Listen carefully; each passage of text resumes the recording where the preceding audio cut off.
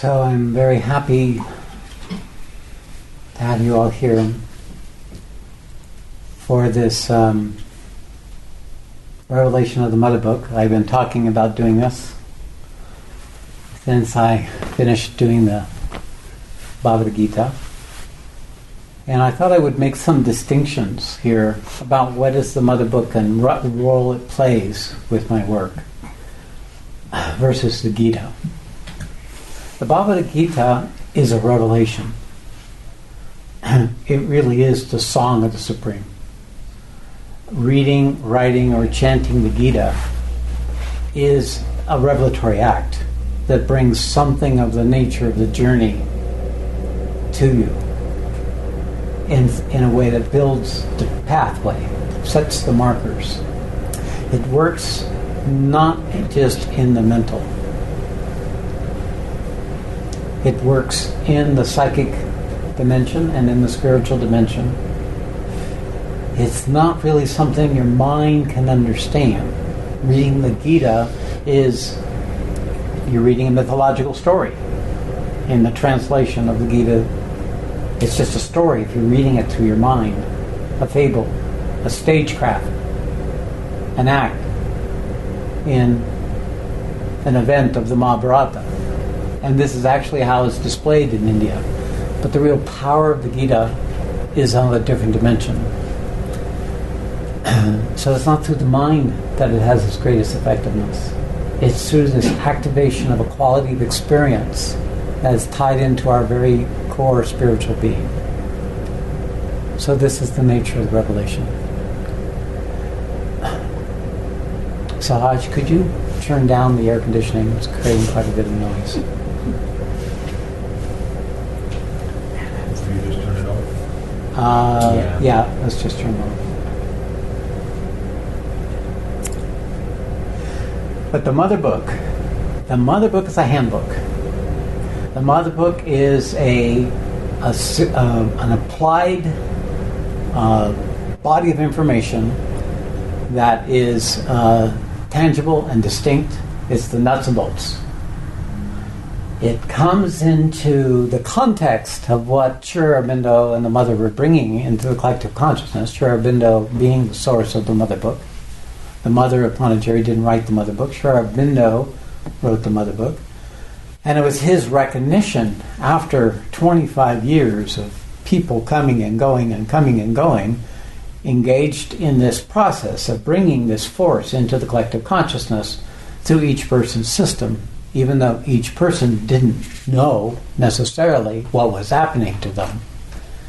But it was about focused on an alignment of the consciousness with this opportunity, this descending force that he and the Mother were able to bring into the area, the community of Pondicherry.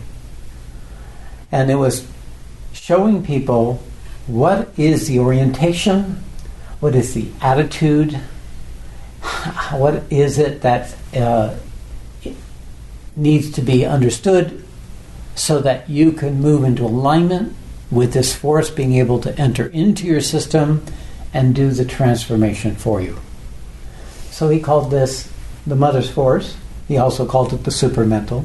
The Mother Book was about surrendering to the Divine Mother, the one who is the actualizing authority of creation, that carries the burden of the expression of the original intent into existence, to evolve, to learn, to develop, to know and experience, and eventually to wake up. So it's all about manifestation. The Bhagavad Gita, it speaks about attainments. It speaks about preparing the system. It uses the tradition of yoga. It uses the body of jnana, knowledge, and or the technology of bhakti, love, devotion, and action. The Mother Book points primarily to action, then knowledge, and then devotion too, but it's how to make it real for you in your life when you're linked with a being like me that is able to bring in this force of the Satchitananda, the dynamic expression of the Absolute. It is dynamic. It is a felt force. It has a transmission. It is not the static Sat. It's not the static Brahman, the all-pervading field of energy of which we all are expressions of and which pervades every aspect of this creation.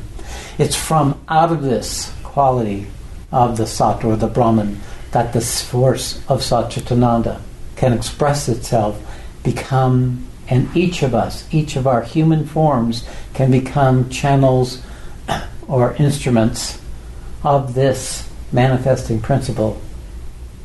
But in order to do so, we have to understand the nature of what is going on and how to collaborate. The key message of the Mother Book is how to collaborate with a force that's actually now already here so that it can do its work in your system so that you can become a more effective collaborator in the process and begin to drink from that force and can become the conscious or unconscious channel for that force into existence. So now the problem isn't the force. The problem isn't the availability of the force. It's what awakened me, I'm convinced, in 1998. It was a spontaneous event. It popped through a very defined structure of resistance and obscurity of my personality at that time. It broke through, and I've seen it subsequently. It was happening all about me in the generations before me and people around me. Kundalini awakenings and sudden awakenings have been occurring on the planet since the 60s. So it is succeeded in entering into the collective consciousness and is actually a new form of spirituality that's now possible. That wasn't possible without living in the monasteries or years of severe yogic practices. The ultimate purpose of bringing this force into the creation is that spirit and matter can coexist, and that we can develop as both human beings and spiritual beings simultaneously, rather than have it one and then the other. The limitation with the collective consciousnesses right now is we all develop to a certain extent as human beings, but somewhere we stop. We lose track. We get caught up into the structure of the culture and the society and the expectations of the people around us, and we stop growing, stop learning. We create a sense of separate self prematurely, and we set up structures of defense and control, and it closes down the natural evolution that would have occurred if those weren't overtaking us, and that we had a way of suffusing the true spiritual opportunity of life into our human life.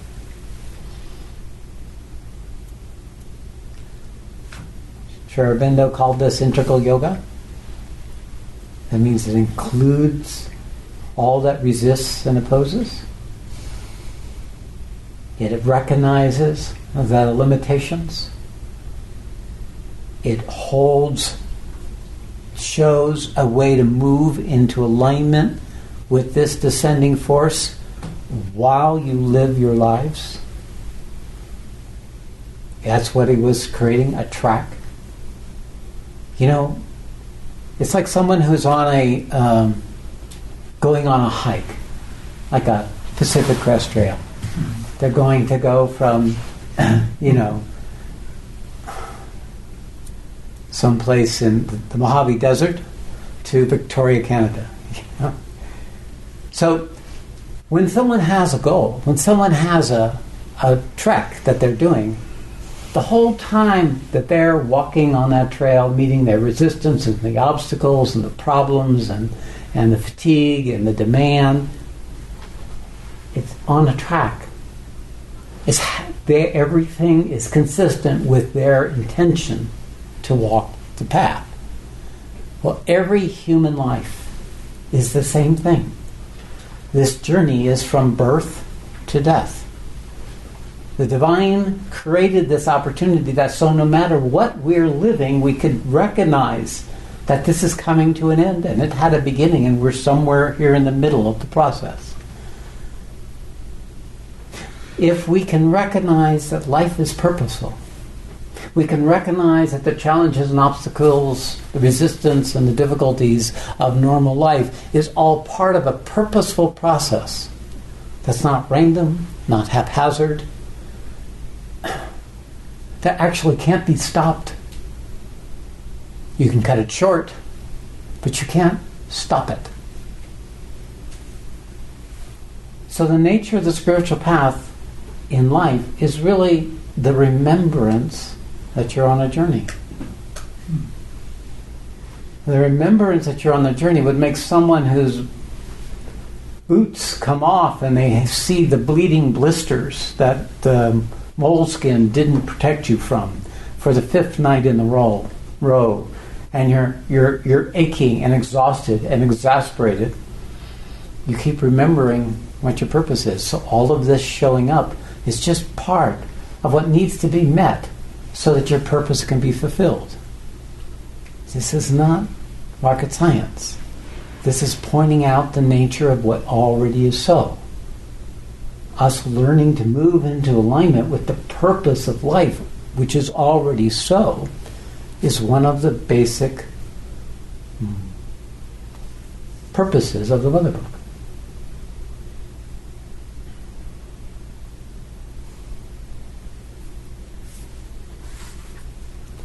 So Sri Aurobindo is quite detailed here. He's also quite frank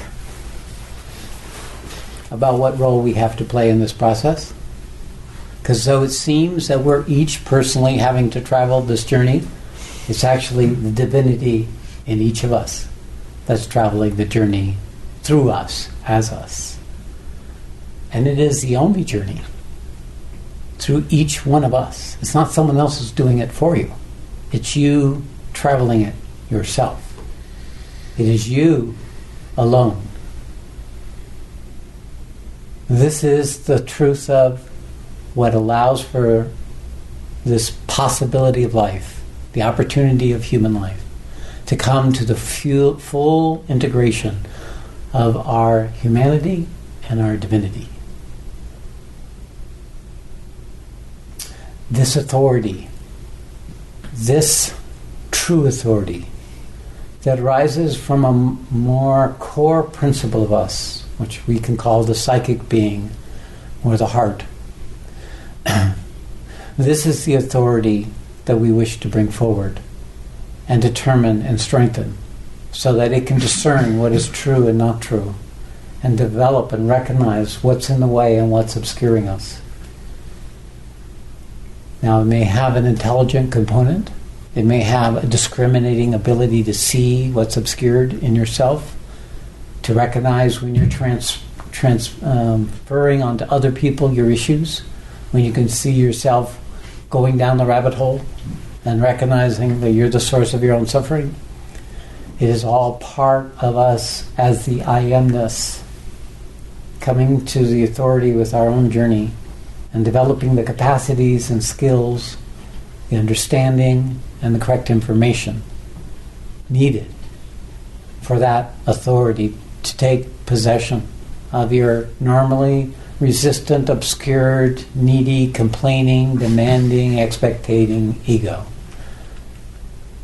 To surrender those parts of your human entanglement that we all inherited when we took a body, so that this new principle of being can come into existence.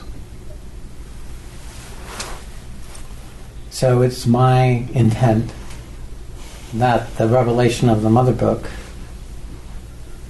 will empower those who are connected to me to be able to apply these principles in a direct way in your life, to make it real for you, and to strengthen your ability to use this part of yourself to take you through the trials and tribulations, the challenges and the difficulties, not only of what remains in your human life, but in the spiritual path.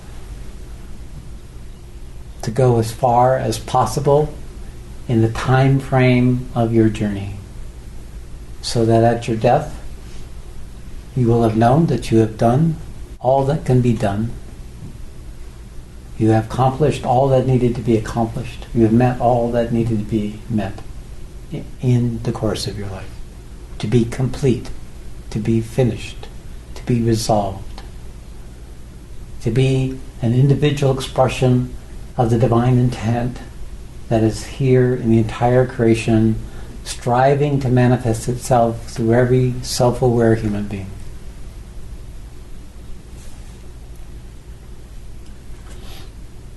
Okay, so the way this is going to work is I'm going to have Satchmayi read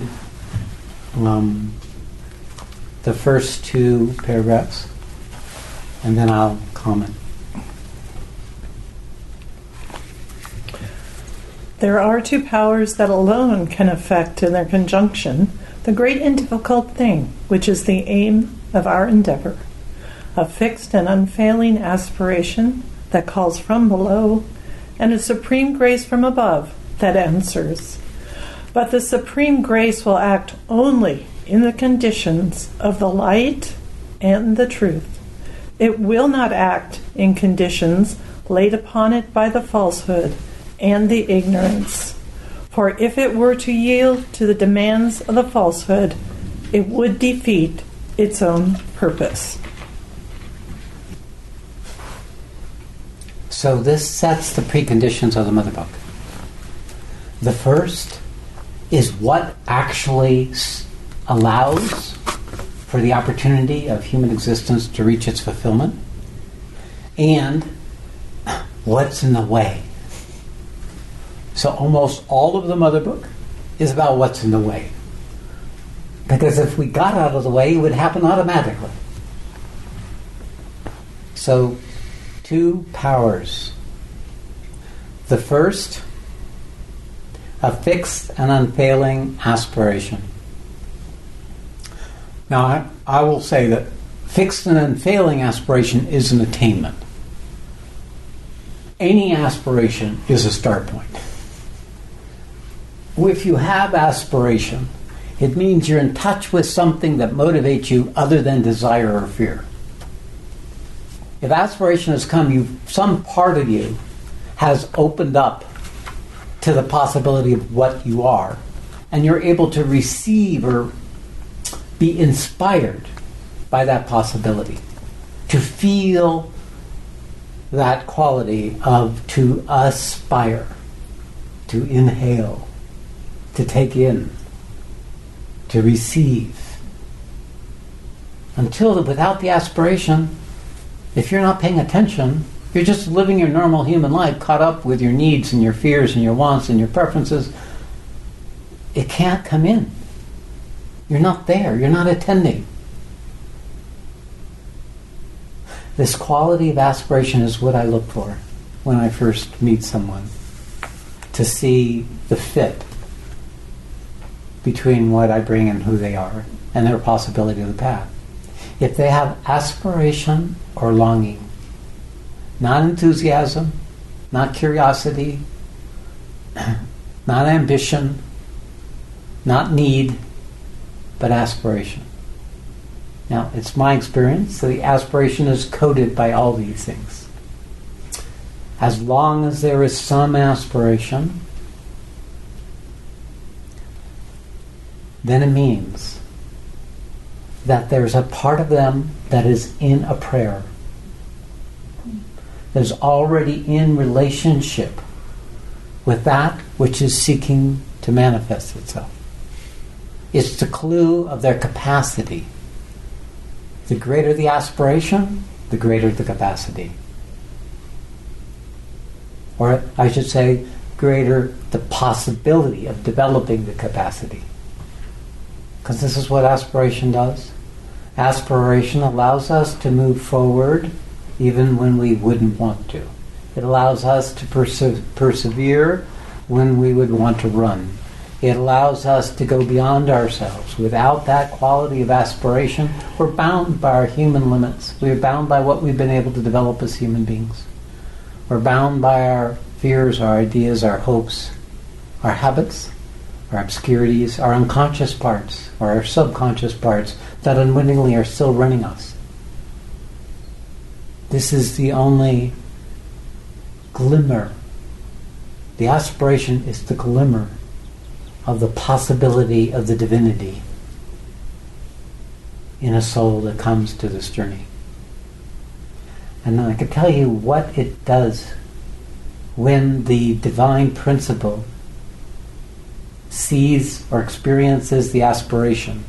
It comes to it. It's like a cry of a child. It's like the cry of a dejected soul. It is a prayer, and it evokes, it brings forth the divinity, and it comes to you. And it may come to you, being able to discern the divinity coming to you as part of your willingness, part of your capacity, developing of your capacity to recognize divinity when it shows up, versus what your human wanting or needing or hoping would want to show up. And this response from the divine is grace. Sri Aurobindo is calling it the grace. If there is a listening, the aspiration is the listening. It calls forth, it evokes the song that the listening is crying for. The nurturance of the newborn arising being from the divinity to bring that being into existence. So these are the two forces. These are the two principles, the core principles. But it starts with our ability to aspire, to long from that place of being that is beyond the ordinary condition of humanity. Then the principle described here in the Mother Book begins. However, if you are there in this attitude of receiving and you turn away, if you become distracted, or if you don't like the way it showed up, if you can't perceive, be in relationship with the response that comes to you and you're misinterpreting it, it's already the opportunity of this great endeavor, the only endeavor, the purpose of all self-aware beings. There is no greater undertaking that is possible for human beings than this one. This is the final transition, the final journey that completes the true purpose of our existence. It completes everything we've longed and desired and hoped and wished for in the course of our lives. It is the true fulfillment.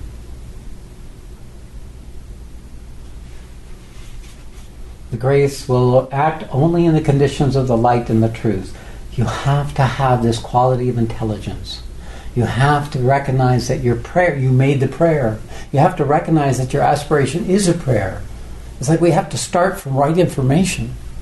It's once you've asked for the universe to help you, you have to attend to the response. You have to be able to recognize the help when it's coming. And you have to turn to it rather than turn away from it. Because it'll often come in ways that our human won't want to experience.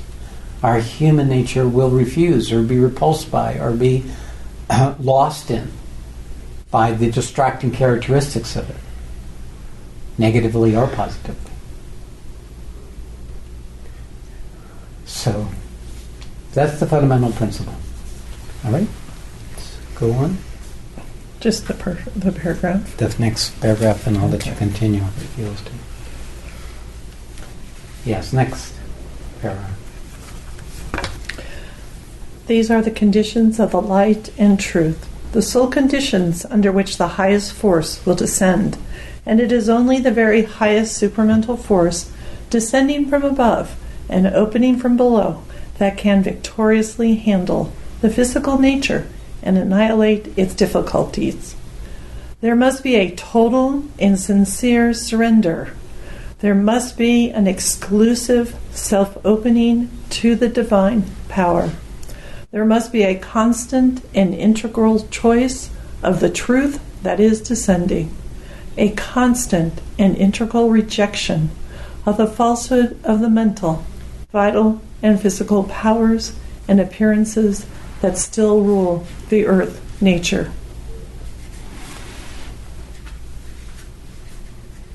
So first, what to understand is that this supermental force, this Satchitananda force, is what transforms us.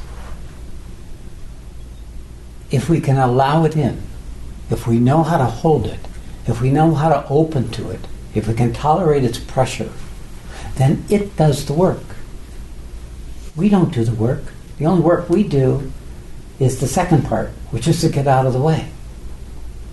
It is the force that transforms you. The universe is seeking to experience itself as each of us. The only way the universe can know itself, the only way it can know itself is through as each of us. It already is what each of us are. So this is not a great accomplishment. It's a recognition that it is self, part of itself is embodied and obscured. And there's a part of itself free and knowing. And the two coming together is the ultimate resolution, the ultimate relationship. And in that process, that which lies below and that which comes from above come together and transforms the vehicle in which this union can occur. And then, these are the instructions. The instructions will be repeated a number of times through the Mother Book. These are the key instructions. 4 principles, 4 key instructions. There must be a total and sincere surrender. Now, you can't do that right off the bat, right? We can't totally have a total and sincere surrender, except for perhaps in one part of ourselves. There could be 2 or 3 pieces, parts of our 10,000 selves that is truly sincere. And then there's the other 997 that are not so sincere or actually directly opposing. So the pieces of us that are sincere can surrender. How does it surrender? It recognizes. It recognizes what has come. And how does it recognize it? It feels an intensification of its aspiration or longing. That's the proof that it's come. The proof that it's there. And that aspiration and longing, increased aspiration, starts converting the parts of ourselves that have been asleep or distracted or obscured. It starts bringing them into existence. So instead of 3, there's 4 or 6 or 25 or 100 parts of ourselves that starts moving into alignment with this extraordinary experience of the Satchitananda when it comes. Because it's much more fulfilling than all the tiny little small temporary reoccurring pleasures we've been able to attain in our human life. It's an extraordinarily different quality of fulfillment than what we've been able to experience as human beings. So there's a willing collaboration. That's the surrender. A willing collaboration that comes when the aspiration is there. The surrender is a natural byproduct of experience of the aspiration or the longing. So if there's parts of ourselves that are sincere and we apply these other 3 principles, we expand those parts of ourselves, perhaps through sacrifice, through struggle and effort, and the other things he'll describe here, but it's still this way of converting the parts of our nature that are not capable into parts that can take part in this prayer, this call for the Supreme to come and embody itself as us. Exclusive self-opening to the divine power. There must be an exclusive self-opening, principle 2. That means you have this exclusive self-opening is that when the divine comes, we have to stay with it. We don't run away from it. We don't say, oh, that's good, but I'd rather do this. Literally, you stay tuned to the descent when it's occurring. Everything else becomes less important. This is how it comes. It comes, and it comes like a meditative state in the middle of the day, where your system just stops and doesn't know how to go forward. It comes. So in order for that to come, what is needed? What does it need so that when the song is singing, you stop and you listen? What in your outer life is preventing you from listening?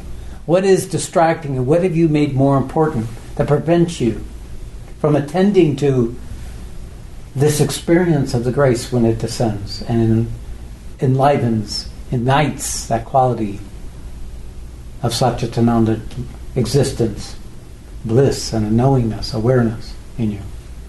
What are you making more? What have you made more important, and what are you currently making more important? And this is a very large subject. It's all the stories we make about ourselves. It's all our moods and our emotions. It's our wants. It's our reactivities. It's our fears. It's our habits of our embodiments, our obscurities, our resistances, our positions, our beliefs. This is what prevents those parts of us that are surrendered from being able to hold their attention to the feeding that comes when the grace descends.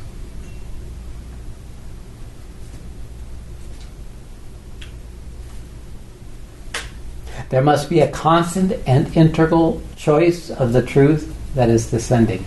Now the word here, integral and choice. Choosing to design your life, your outer life, aligned with this opportunity so that you can be in a remembrance more often, more frequently.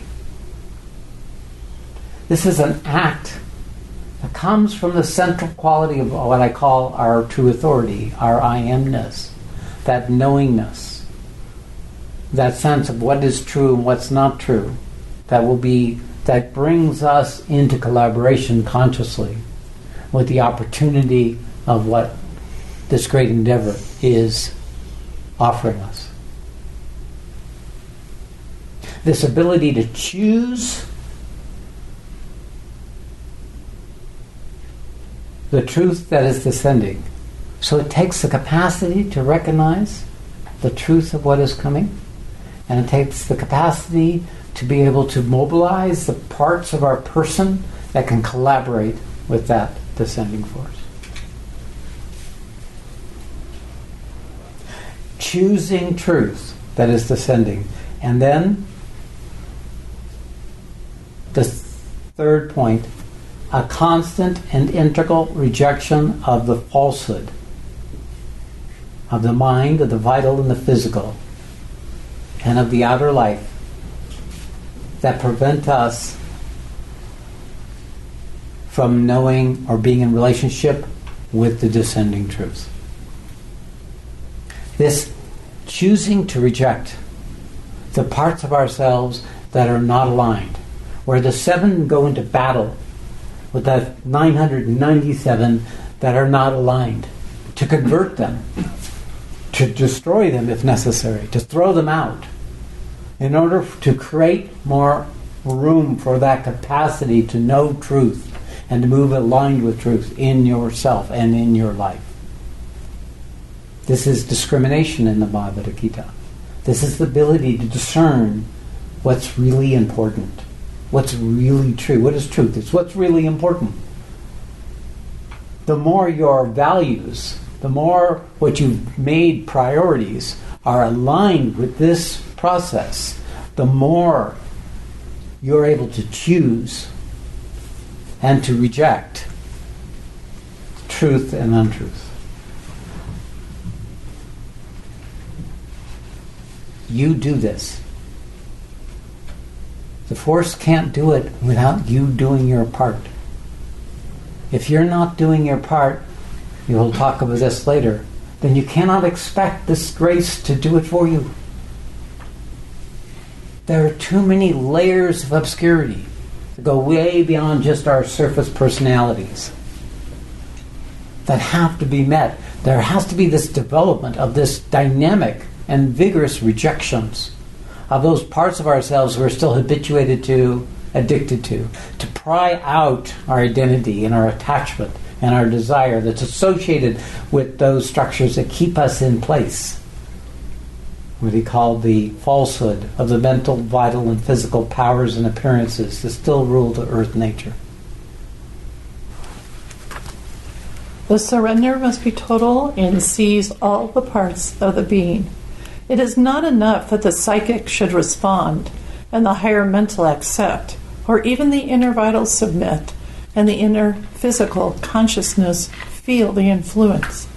There must be in no part of the being, even the most external, anything that makes a reserve, anything that hides behind doubts, confusions, and subterfuges, anything that revolts or refuses.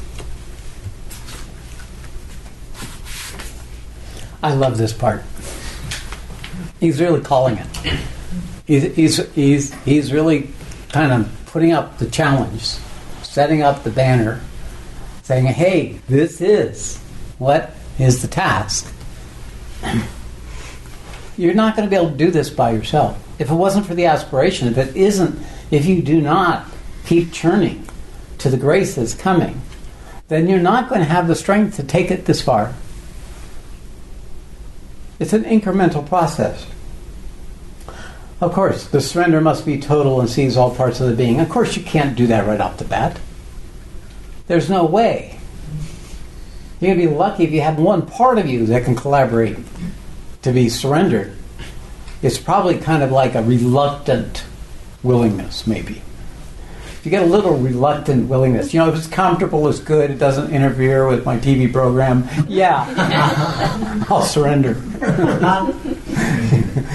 It's not, if it fits the way I believe things should be and what truth should look like, then, yeah, I'll surrender. If it feels good, if I can feel comfortable and I can sleep at night, enjoy my meals and my friends and my sex and my beer, yeah, I can do this, right?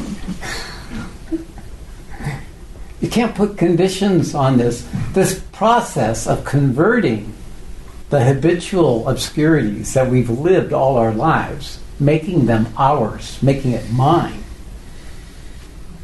thinking it's just mine. This takes many years. Many, many, many years. Matter of fact, just to create the listening may take 3 years, so that there's actually true listening, so that enough of the force can descend into the system, so that the process of the manifestation of the grace of the Satchitananda, of this new consciousness, can actually start working on its own. It takes years. 3 years. This is just pretty much the minimum. Now, some people come to me and they have it in one part of themselves, or another part of themselves, or another part of themselves. And maybe they have it in their awareness. Maybe they have it in their heart. Maybe they have it in their body. But so rare is for someone to have it in more than one. If it's one, usually the other is not developed. And because of the nature of spirituality, we don't have right information. We don't know that there's all this more that needs to be transmuted, all this more that needs to learn to surrender and let go and open up. Then we don't feel there's a necessity. We take our little piece of peace and bliss, our little cities, our little powers that we gain on the spiritual journey, and say, okay, this is good enough. Life's good. I can take this little piece and I can have my beer and TV programs and my relationships and my comforts and my pleasures. And you form a new kind of fortress, a new kind of obscurity that churns away. It's no longer an exclusive self-opening. It's an opening convenient, or one as long as it meets my expectations or is comfortable. It's not enough for this endeavor. Sorry. It's a long project. Why? Because the person that you inherited, this personality in this body, was developed over millions and millions and millions of human lives. And you carry within you all that resists and opposes. And you're the unwitting perpetuator of the false appearances, the obscurities, without even knowing you're doing it.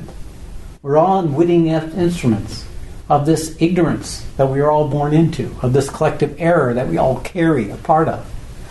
It's not personal. It's just inevitable. That when consciousness takes on a body, it forgets its nature. It can't access its nature except through the person and the personality and the vehicle it's occupying. Breaking free of that ancient embedment and obscurity and ignorance is the battle. And that battle is not about just our own personal realization or our own personal attainment. It's actually for all of mankind. It is our piece in the role of the transmutation of the collective consciousness into a higher order of being. But if we're so caught up, so self-involved, taking everything personally and saying, oh, no, I don't like that, or I like that, or if we're stuck in that position, we're so too small, we're too limited to receive much of this grace, to let it have its way with us, to let it begin to transmute the qualities of ourselves, that if we could just tolerate it for 5 more minutes, or 10 more minutes, or 2 hours, or 5 days, or a month, or 6 years, you could actually become a more perfect expression and prayer, even than perhaps a note of the song that's trying to find its voice through you.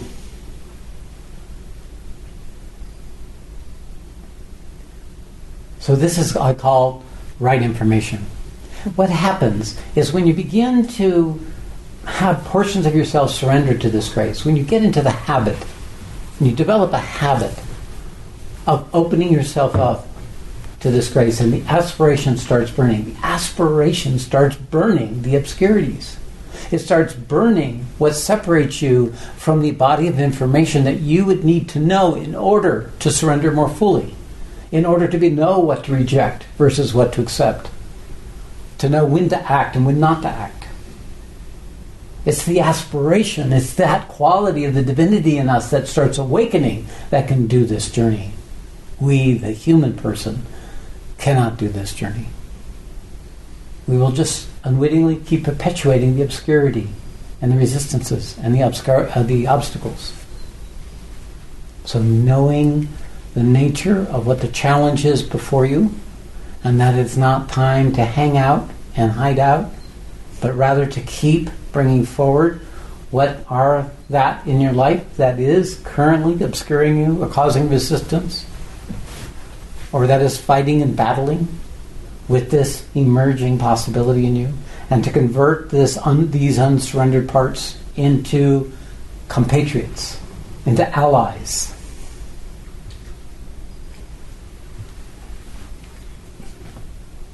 Anything that makes a reserve, anything that hides behind doubts and confusions and subterfuges, anything that revolts or refuses. I could just keep saying that. Anything that makes a reserve, anything that hides behind doubts, confusions, and subterfuges, anything that revolts or refuses. One more time. Anything that makes a reserve, anything that hides behind doubts, confusions, and subterfuges, anything that revolts or refuses.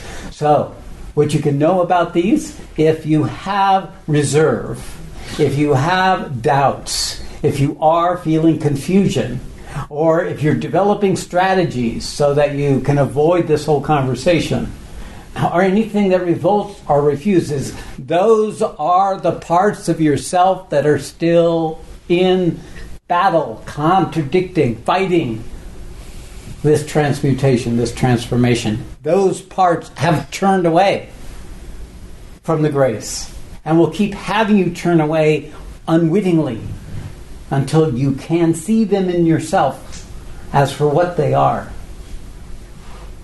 Meet those doubts and confusions and strategies,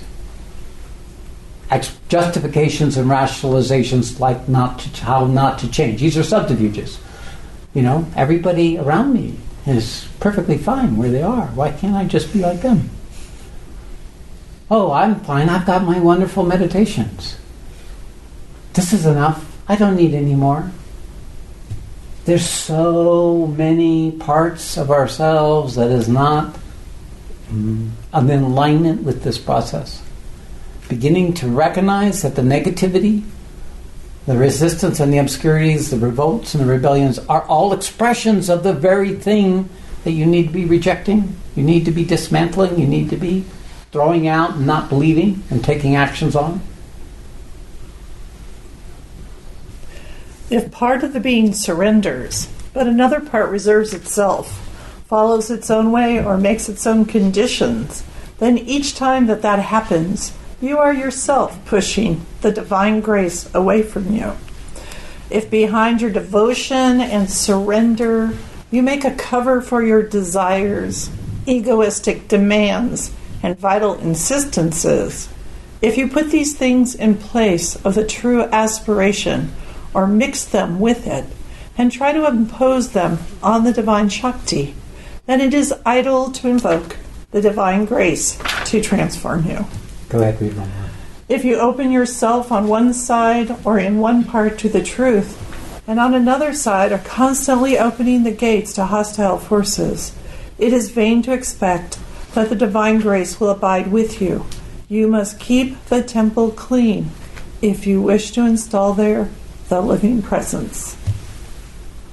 So this is what resists. He's expanding into this conversation to kind of introduce you to your enemy.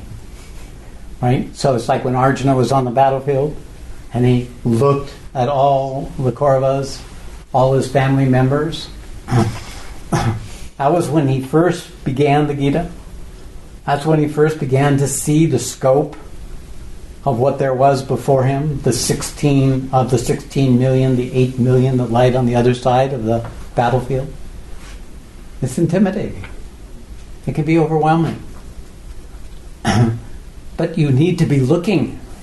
You need to be paying attention and just sliding into complacency. This is what Sri Aurobindo is saying. He's showing you what resists so that you can take these words and convert them into your own direct experience and to find these parts of yourself that are currently engaged. And you have to have sufficient aspiration, sufficient grace to be able to even do this. This is why you have to have this constant turn, this constant open to the grace to come, to be able to experience the sufficient of the light illumination, the Satchitananda, so that you can begin to actually be present, begin to actually see the obscurities. You can begin to see that the doubt has its origin in parts of yourself that is still secretly desiring or in fear, that is obscuring your ability to choose what's arising, to have faith in what's arising, to trust what is arising. And to keep saying, no, not this, something else. To keep learning to choose what is as an opportunity to reveal what's hidden in you that's preventing you from being in relationship with what is arising when it's negative, or losing yourself in it if it's seductive or attractive, what seems to be positive.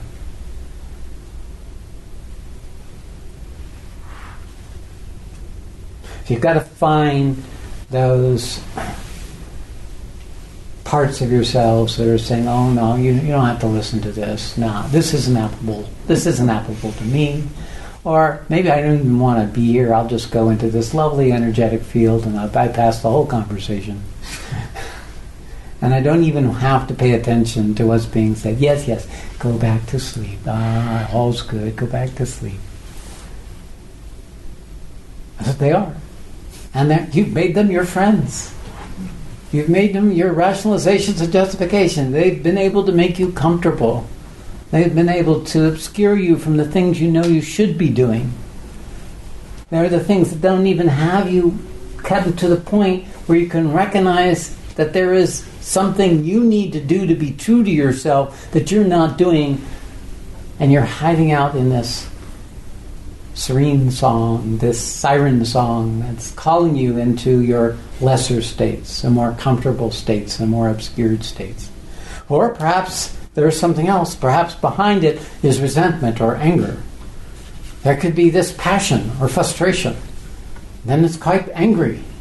It projects. No, that's ain't it. There's something wrong with that person, something wrong with that teacher, something wrong with this situation, something wrong with that. Blames everything else. It's just another voice. It's just one of the 10,000 voices of which we have been enchanted in the course of this life, making those true, seemingly true, making those real versus what is true.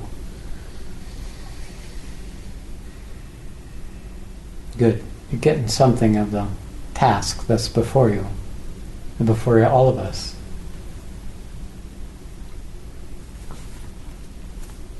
Your cover for your desires and egoistic demands. So it's tamas or rajas. Tamas or rajas. Tamas obscures us. Rajas imposes its expectations, its desires, and its demand. And tamas wants to go to sleep, wants to forget, wants not to know. So it's the tamas and rajas parts of us that's obscuring that innate capacity for knowingness, the sattva. So you've got to find them. Got to route them out from where they go, like cockroaches under the counter when you turn on the light. You got to route them out. You got to find them. Oh, look at you! You're thinking it doesn't matter, so you can go right back to sleep. I don't believe you anymore. Splash! Kill the cockroaches. They're like cockroaches. They're everywhere. They're creeping into your consciousness without you even knowing. And maybe they're pissed off cockroaches. Maybe they want to assert it. Okay, well, if you're going to come in and intrude in my life, you better be this way. Or I'm only going to do this if I get this. And if I'm not getting this, then screw you. I don't need to put up with this. Pride, anger, desire, demand, expectation. Recognize any of these? They're your companions. They're parts of you. These are parts of you. They're not what you are, but they're parts of the who you are. That are you're letting unwittingly run you. So this great endeavor requires something other than complicity or compromise or comfort. There's 3 C's. We need to find another way to be. And that way to be is to take whatever piece of grace that comes to us, whatever fire that opens up in us as a consequence, to put it to use, to put it into motion, so that we can continuously remember to be engaged in a meaningful life, to be walking the path instead of expecting some kind of automatic walkway to take us there. You notice they don't have these on the Pacific Crest Trail. They hardly even have stairs. Sometimes they have ropes, so you can hang on while you try to walk. You have to do it yourself. You can't expect the grace to do it because we're too obscured. We have to take every opportunity that the aspiration is there and strengthen it by acting on it, by acting aligned with it. That's how we can convert to tamas into rajas, and how we can convert to rajas into tamas is by our conscious pushing ourselves to step out of our tamas, or by restraining the impulse of the negative rajas.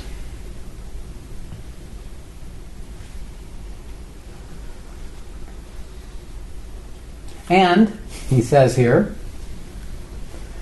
if you put these things in place as the true aspiration, or mix them with it and try to impose them on the divine Shakti, then it's idle to invoke the divine grace to transform you. Because it's coming from this place of insistence or demand, or poor me, I can't do this without you. And then when it comes, just slip into sleep.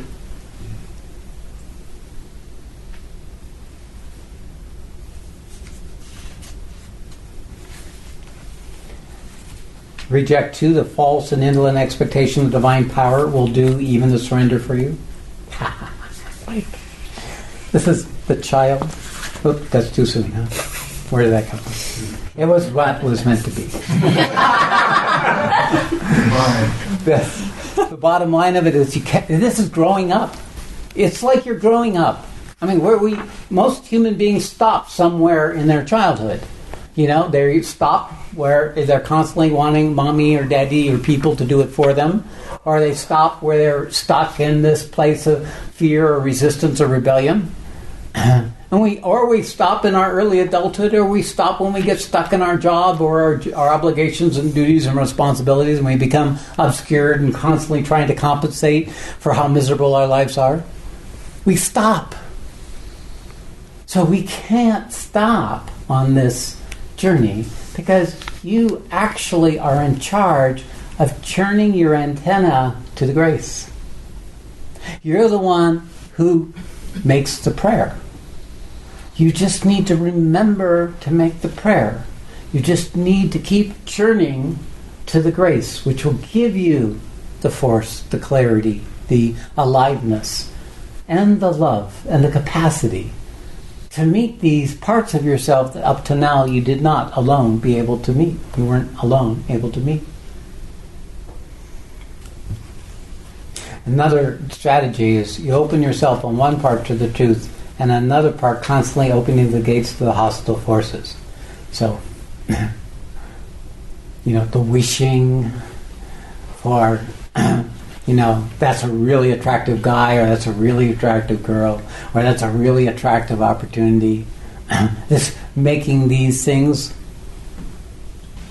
more important, or at least trying to include them so that you can have both, right? Huh, Mom? How come I can't have both? The Divine Mother, how come I can't have it all?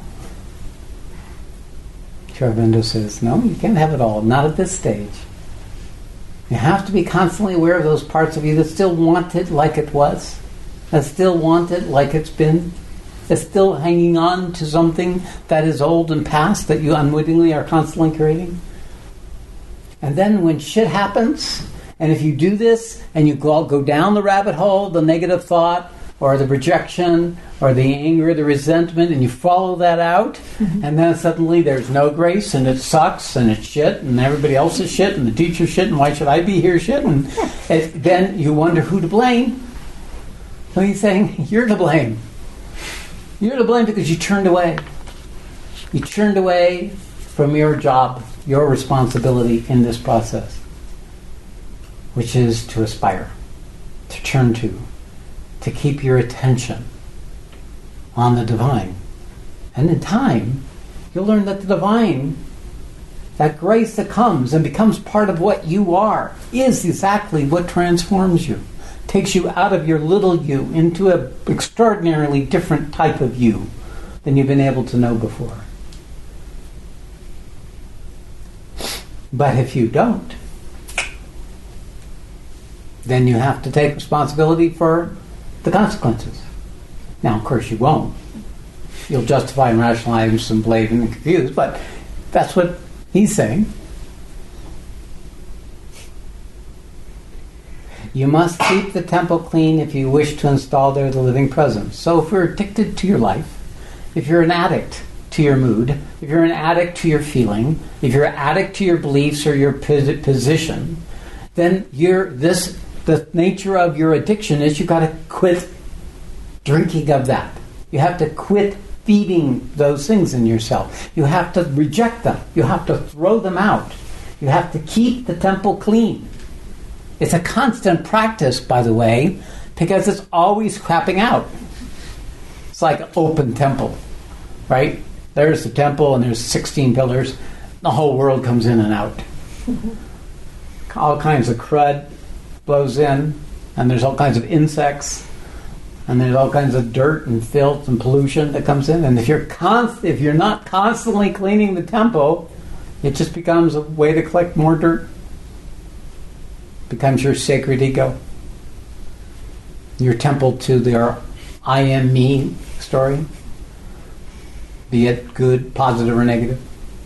I am me, this idiot, or I am me, this limited, unworthy person, or I am me, this great and important person. I'm me no one appreciates. I'm the me that constantly gets betrayed. I'm the me that doesn't ever get what it wants.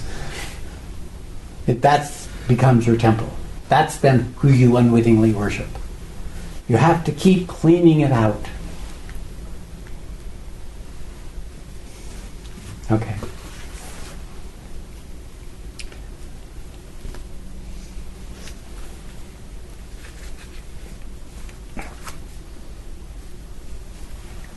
Mm-hmm. Yes. If each time the power intervenes and brings in the truth, you turn your back on it and call in again the falsehood that has been expelled, it is not the divine grace that you must blame for failing you, but the falsity of your own will and the imperfection of your own surrender.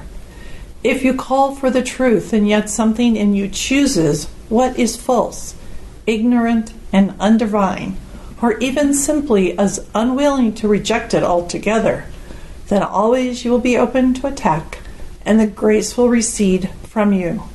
Detect first what is false or obscure in you, and persistently reject it. Then alone can you rightly call for the divine power to transform you. So this happens around me a lot. I'm an embodiment of the grace. So the grace comes to me.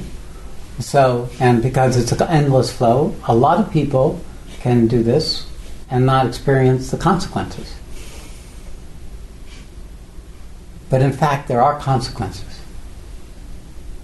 It makes you unduly dependent on this particular channel. So it's not a true surrender.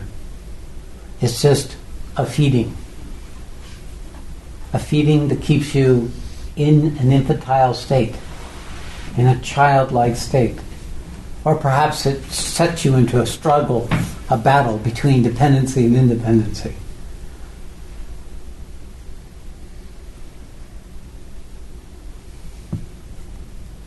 So you don't see the consequences. You don't know that when you are constantly being seduced or allow for this grace to come to you without any effort, that when this grace is gone, it's yours. But it's not. It'll fall away. It'll fall away, if nothing else, because the habit of your personality will have greater consequences. The grace will not be so readily available. It'll be something that you'll have to struggle to bring back, unless you've already created sufficient authority within yourself in the ways that Sri Aurobindo is pointing to reject that which is false in yourself, to uncover that which is still not true, that still is instead in subterfuge or in rationalization and justification. This is the danger of Guru Maya. It keeps people in a zone where they're not able to recognize the consequences of their choices. Sri Aurobindo was more truth than me. I was more love. If anybody turns to me with a little bit, I shower on them. Oh my God! I can't help it. It just goes to them. No matter how stupid, how mean, how ignorant, how ineffective they are, I keep whatever piece of them is divine and grace to it keeps going to them. So I should keep throwing people out. Fortunately, they leave. They choose to leave, so this is good.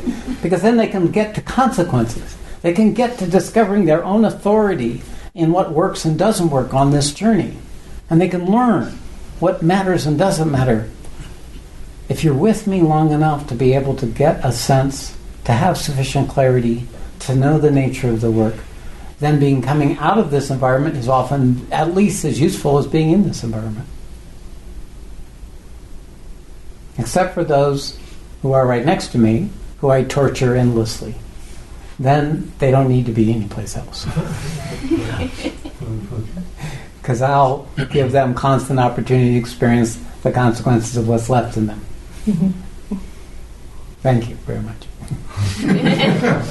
You're all welcome. Yes.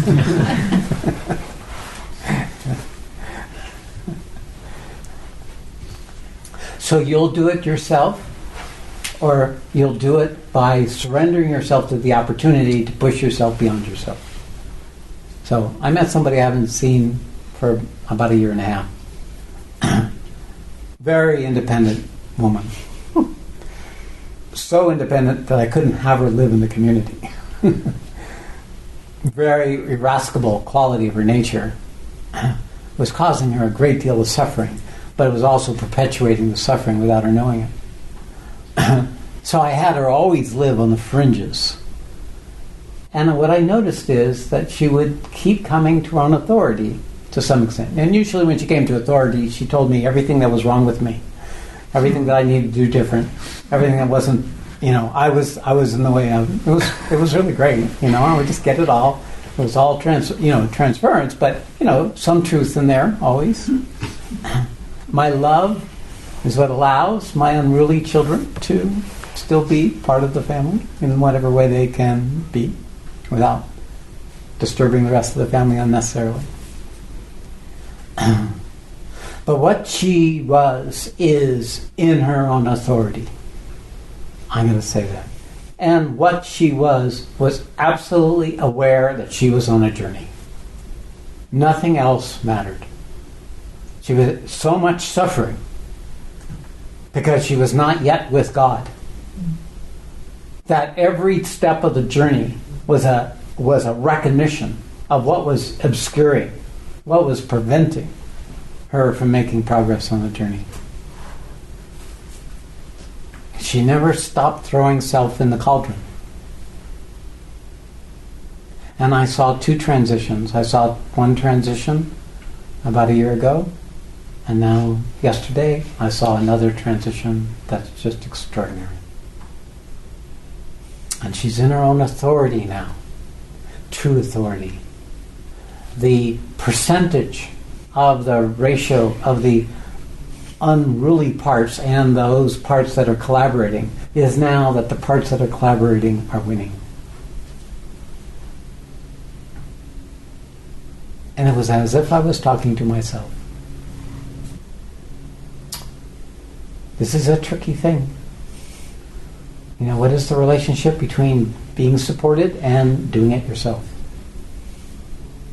Gathering the quality of strength you need to do it yourself, this clarity that you need to do it yourself, and this remembrance of the consequences if you're not living true to the purpose that you were actually now aware of and born to complete or manifest. So if you keep choosing what is false in you, you are empowering what is false in you. If you keep choosing what is divine in you, you empower what is divine in you. Your power is in your attention, what you attend to, what you make important. If you keep remembering your purpose, this endeavor, then no matter where you are on the journey, you can make progress no matter what the content of your circumstances of your life is in that remembrance. And to choose to direct your attention to the highest opportunity before you is what this is pointing to. It's what you attend to is what you make real. It's what you attend to is what you bring into existence. If you attend to your distrust, you bring your distrust into existence. If you attend to your resentment, you bring your resentment into existence.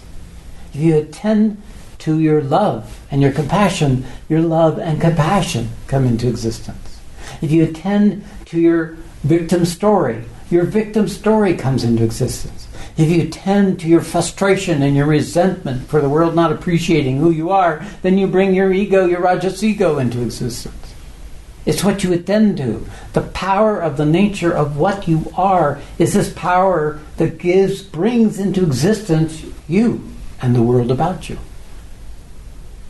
Discerning where you're putting your attention, being able to focus on those that align with your purpose, empowering them, this is what the Mother Book is pointing to.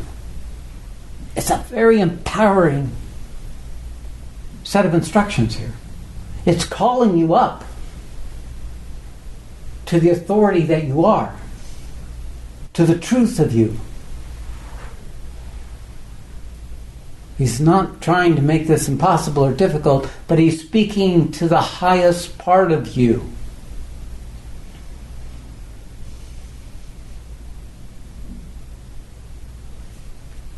You gotta love the guy. You gotta love him. Even from the grave. Yes. Okay. Read that paragraph and see.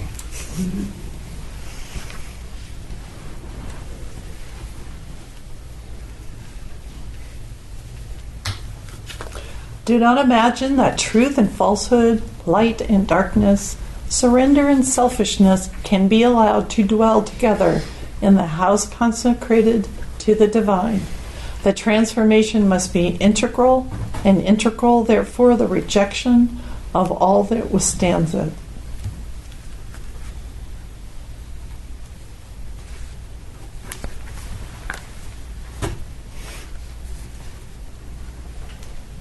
We're raised in a culture of indulgence. The whole design of our culture is to get what we want and to get the attention we want, get the approval we want, get the grades we want, to have it our way. And if we can't, we build a little fortress, a little house, so that we can be protected from all the things where we are frustrated or where we're unhappy with or where we dislike, and we secure ourselves from being uncomfortable so that we can feel comfortable and safe and secure and happy. And that's when we stop traveling the journey. That's when we forget our purpose. And we forget that we have a time frame. That there is this, though it seems like 80 or 90 years may seem like a long time, but it's a wink in the life of the consciousness that you are and the quality of consciousness that you are. This entire life is literally just an opportunity for this purpose. The universe is constantly showing each of us exactly what we need to see and giving to each of us exactly what we need to have so that we can meet what the universe is showing us. And if we're not paying attention, if we're withdrawing from that, then our life becomes dull. It becomes obscured. It becomes bereft of that quality of aliveness and love and truth that is actually our inheritance from the original Creator. It's actually our right to have, but we have to earn it. It is the extraordinary possibility that each human being carries that we actualize in ourselves.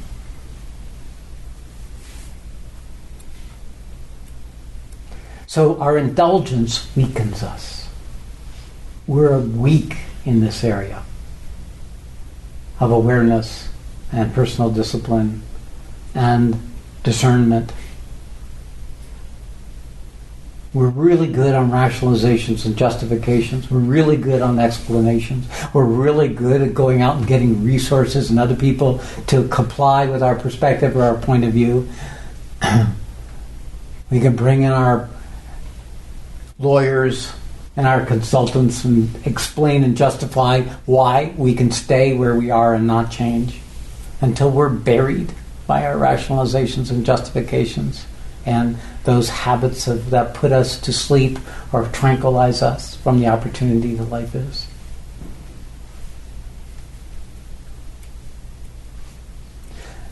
And it's not that we just know this in our awareness. It's not that just we purify our heart.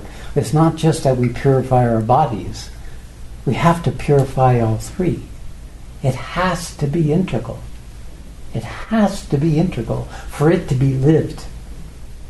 And it has to be not for us, but for the opportunity of a human birth, a human life.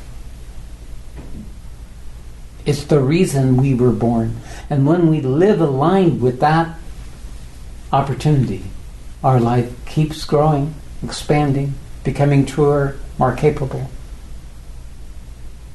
The more integral we are, the more full it is. the more rich it is. The more you're nurtured in every stage of the journey, and every time you meet another piece of obscurity, and then every time you hold something that is impossible, that had been possible for you to hold, you experience another expansion in your ability to be, in your ability to be this actualizing quality of being. The more you become universal, the more you take things less personal, the more you're able to be in relationship with things in compassion and in empathy, the more you have the flexibility and the resilience and the patience and the tolerance, the more true and full and rich is the divinity in its living itself as you, and you in your experience to be living as the universe. Reject the false notion that the divine power will do and is bound to do everything for you at your demand, and even though you do not satisfy the conditions laid down by the Supreme. Make your surrender true and complete, then only will all else be done for you. Reject too the false and indolent expectation that the divine power will do even the surrender for you. The Supreme demands your surrender to her, but does not impose it. You are free at every moment till the irrevocable transformation comes to deny and to reject the divine, or to recall your self-giving, if you are willing to suffer the spiritual consequence. Your surrender must be self-made and free. It must be the surrender of a living being, not of an inert automaton or mechanical tool. Profound wisdom here. Perhaps the most profound piece of this first chapter. It's because of our indulgence that we expect divine to do it. What am I getting out of it? What's in it for me? I'm not getting value. It's not worth the effort. It costs too much.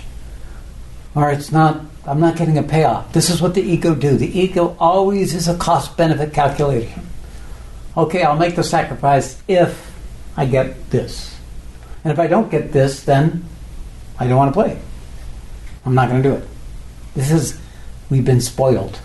We've been spoiled by this culture. We've been indulged. I mean, I know there are many of you who have had true abuse and true difficulty, but this part of you exists. Everyone in this culture has this quality of having been, without much effort, given so much. And this so much you've been given has isolated you from the very lessons of life and the consequences of our actions that would have empowered us to be able to be on the spiritual path in greater authority and greater capacity. I know it because I found it in myself. I mean, it was all easy at first, right? It was just getting more and more of this greater and greater. So it was just allowed my indulgence. My indulgence became the motivating factor until it was so far that the aspiration had taken over that then I was totally a collaborator. I gave up my human life. Now, fortunately, I set it up so that the trajectory would not be interrupted. I cleaned my outer life so there was nothing but the trajectory. And I was going to do it. I mean, what was in me was so resolute that I would do it till I died. And even though I was brought in on this wonderful experience that any ego would, of course, said, yeah, give me all that. It eventually became me meeting what was left in myself that I had not come to responsibility with, and enduring the process of the rest of it being stripped away.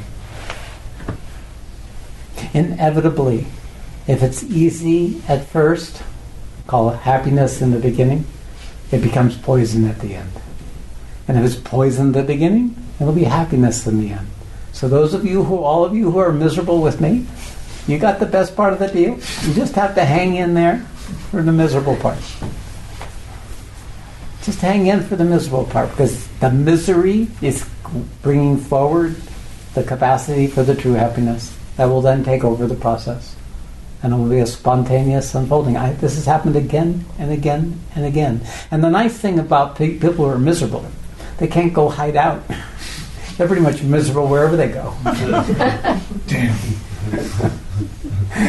So actually it's a grace. The universe gave you that piece of grace probably because it gave you the other one so many lifetimes and you never took action.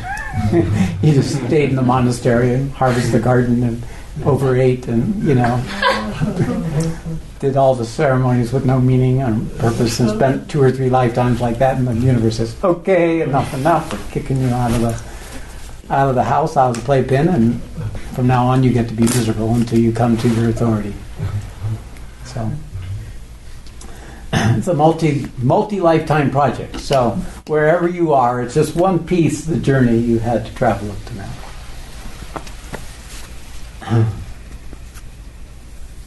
Your surrender must be self-made.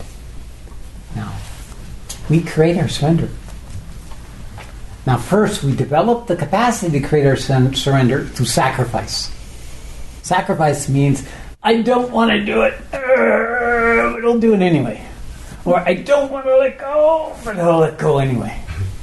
And each is getting off it or letting go. It's like Velcro. It's this painful burn that occurs when you start changing the momentum of your life from the way you're familiar into a new way of being. Each time you apply the effort to endure that process or to choose to reject or let go, you strengthen that essential quality of what you are that can choose to surrender. Just sacrifice is a choice. To give up what we thought we were going to get and to accept whatever arises is a choosing. And at first it's a sacrifice. But then it becomes a surrender when the rest of the system starts aligning with the quality that sacrifice is. What the quality of our consciousness when we choose something other than what we've been habituated to.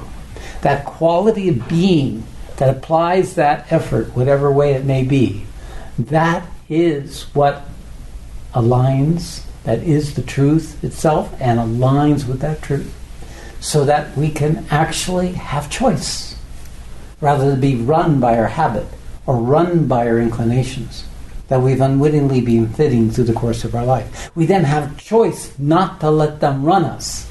We have choice not to go down the rabbit hole. We have choice not to keep being on it, to get off it. And that's capacity to choose to surrender. This is an essential expression of truth, of the Brahman, of the reality that we all are.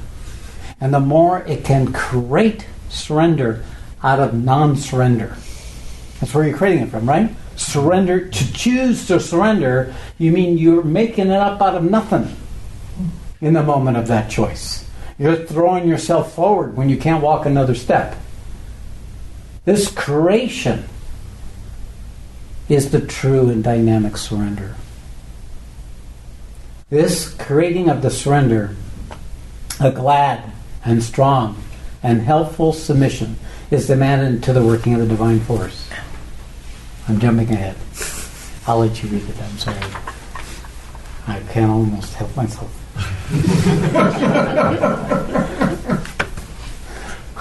My turn. Okay, I surrender.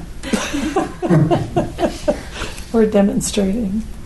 An inert passivity is constantly confused with the real surrender, but out of an inert passivity, nothing true and powerful can come.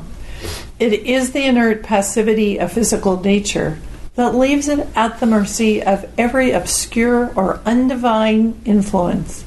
A glad and strong and helpful submission is demanded to the working of the divine force. The obedience of the illumined disciple of the truth, of the inner warrior who fights against obscurity and falsehood, of the faithful servant of the divine. This is the true attitude, and only those who can take and keep it preserve a faith unshaken by disappointments and difficulties, and shall pass through the ordeal to the supreme victory and the great transmutation. Damn.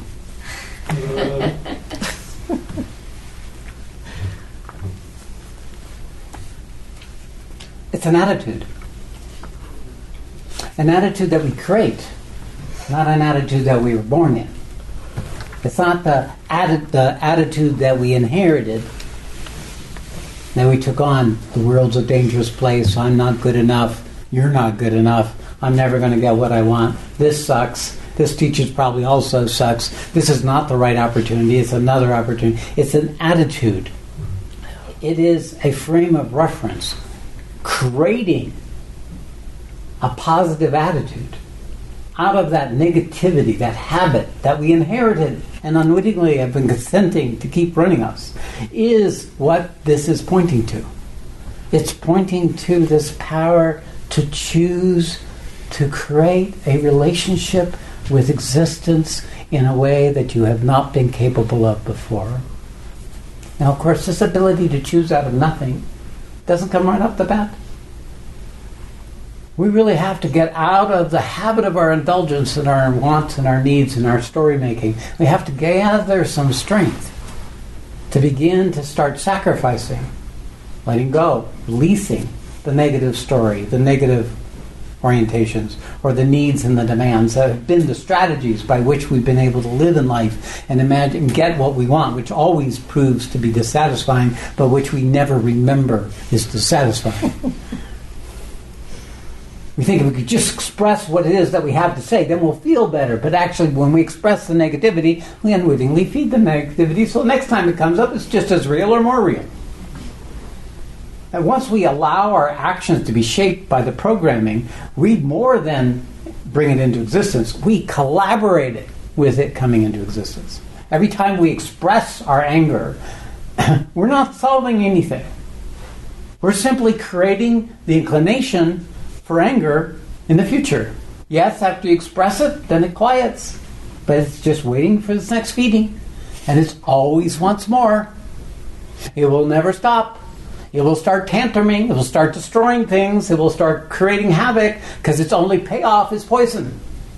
And more poison. And then it creates an identity about about the world and existence. And it loses its ability to have choice. It becomes an unwitting instrument for hatred and bigotry and judgment, from cruelty and indifference, arrogance and selfishness. We bring this into existence consciously or unconsciously. Becoming conscious and choosing something different than these negative inclinations, these negative orientations, these negative attitudes, is the task and the opportunity. I mean, frankly, I don't see how anybody could do this. I couldn't have done it without my teacher. I couldn't have done it. There was just too much habit, Western indulgence, having it my way. There was just too much of that.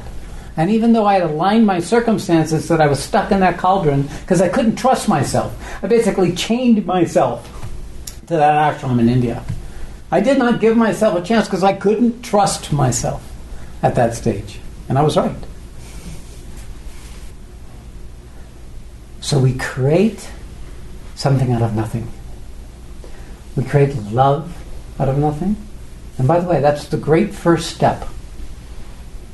If you're struggling with a lot of negativity, if you're struggling with a lot of resistance, if you're struggling with a lot of need to be right, then create love. What does create love might look like? It might look like moving into relationship with what's before you with a willingness. A willingness to be in relationship with it from a different place, a different attitude than you've had before. When you have willingness, it's almost also like a prayer. It's a willingness to let go, a willingness to get off it. It's not yet getting off it or letting go, but it's a willingness to let go or get off it. It's like a prayer. It calls in the strength that we need to move into relationship with that which previously we weren't able to move into relationship with. And because love is such a nurturing force, since compassion and forgiveness and acceptance are such an empowering experience, that when we can create it, we can begin to tap into that healing quality that love is. Truly on the spiritual path as well as in the human life. We move into relationship to that which we weren't able to put ourselves in relationship with. We put ourselves in the shoes of the person that we couldn't be with. We move into relationship with that which we do not yet know how to be in relationship with. So we create love. Creating love is creating surrender. And ultimately, truth.